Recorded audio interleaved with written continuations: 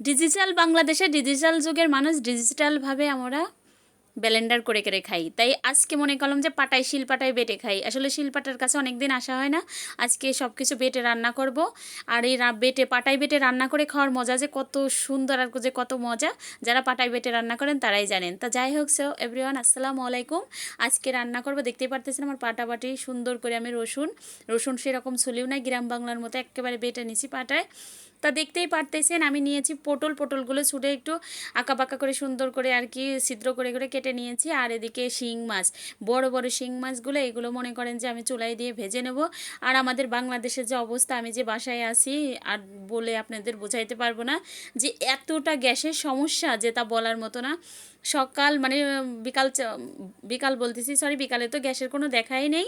এদিকে মনে করেন ভোর 4টা থেকে একেবারে কোনো গ্যাস থাকে না, দুপুর 3টা পর্যন্ত।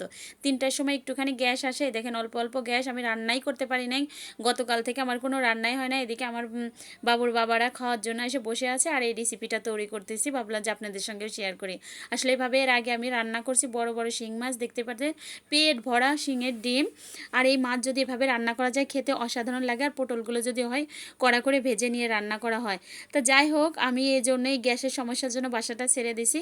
সামনের 1 তারিখ থেকে আপনারা আলাদা বাসা আমাকে দেখতে পারবেন। আর এই বাসার পরিবেশটা তত ভালো না, একটু যাই হোক গ্যাসও নাই, আর চুলার দিকে সাইডটাও তত ভালো না দেখে আপনাদের ফুল ভিডিওতে আমি অনেক সময় দেখাইতে পারি না।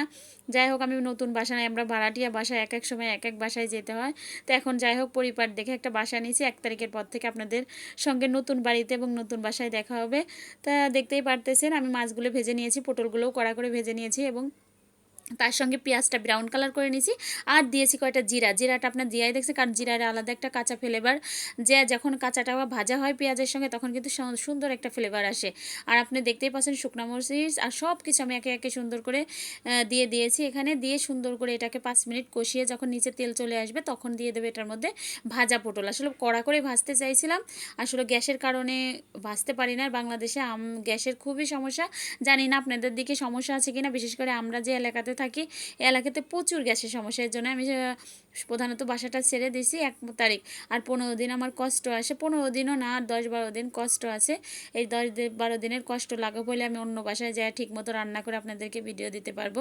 তো এদিকে আমার পটলটা সুন্দর কষানো হয়ে গেছে, আর দিয়ে দিলাম মাছটাও সুন্দর আমি 5 মিনিট এরকম কষিয়ে নিয়ে, 5 মিনিটও লাগবে না কারণ পটল আমার সিদ্ধ ভাজা, এই জন্য মাছও ভাজা।